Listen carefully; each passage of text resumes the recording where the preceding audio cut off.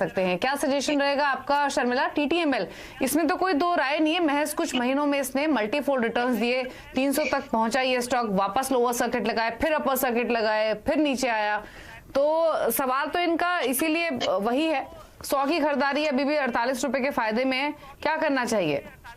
बिल्कुल, I think जैसे कि आपने कहा, I think you hit the nail on the head, क्योंकि ऐसे स्टॉक्स जो रहते हैं, there is a developing story, no doubt, लेकिन वो एग्जैक्टली कब पैन आउट होगी और कैसे पैन आउट होगी, उसके पहले ही स्टॉक उन सब चीजों को डिस्काउंट कर देता है, और फिर you enter into this zone जहां पर मोमेंटम है, वॉलेटाइल है, एक्सेट्रा।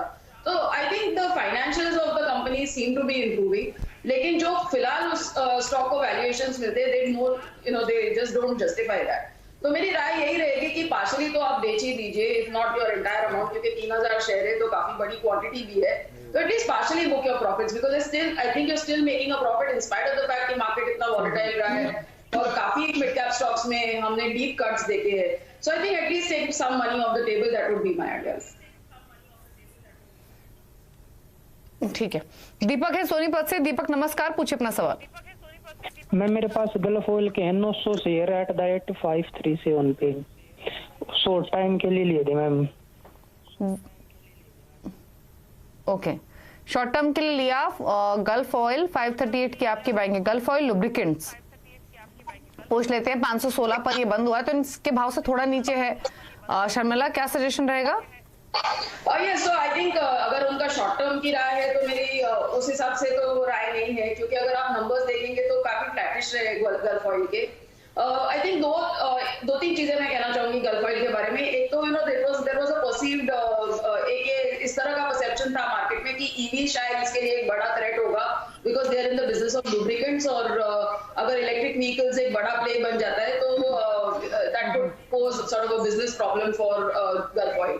तो आई थिंक वो बात इतनी सही नहीं है, क्योंकि उनका जो पूरा बिजनेस है लुब्रिकेंट्स का, उसका स्मॉल पार्ट है passenger vehicles, whether is 2 wheelers और कार्स, तो वो एक बहुत बड़ा हिस्सा नहीं है। और उसके साथ साथ they are trying to have some EV interaction, लेकिन ये जो सब चीजें हैं, द पॉजिटिव्स, वो लॉन्ग टर्म पॉजिटिव्स है, which we have to wait to play out. Short term राय नहीं है, लेकिन अगर वो लॉन्ग टर्म इन्वेस्टर है तो वो होल्ड कर सकते हैं। ठीक है, तो लॉन्ग टर्म के हिसाब से डेफिनेटली आप रख सकते हैं। फंडामेंटल व्यू यहाँ पर शर्मिला ने बताया, और शर्मिला फंडामेंटली मार्केट को आंकती है, तो अगर आपकी इन्वेस्टमेंट क्वेरीज हो तो वो ज्यादा पूछने की कोशिश कीजिए। वो तमाम व्यूअर्स जो हमें इस समय फेसबुक पर भी सवाल भेज रहे हैं, आशीष है हमारे साथ फोन लाइन पर, लेकिन उससे पहले क्वेश्चन फेसबुक से पिक कर लेते हैं। और ये सवाल आया है पंकज गुप्ता का। Sharmila, Motherson Sumi view long term का, बाइंग प्राइस है 217।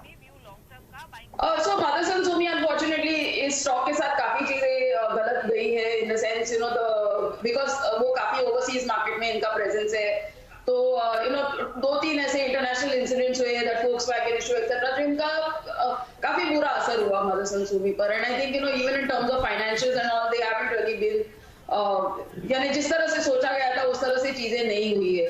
सो I am not really very positive on the stock any more, और मुझे लगता है कि आई डोंट नो कि उन्होंने, I am sorry, didn't get कि उन्होंने क्या प्राइस पर लिया है, but I think it might be a better idea to switch to some other stock. Okay, 200 plus की इनकी बाइंग है हालांकि। आशीष कश्यप है झांसी से। आशीष नमस्कार, पूछिए अपना सवाल।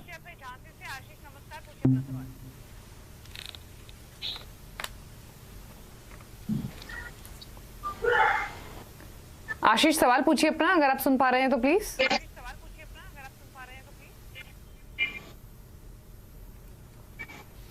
चलिए, इनसे बातचीत नहीं हो पा रही, कॉलर एक सवाल ले लेते हैं।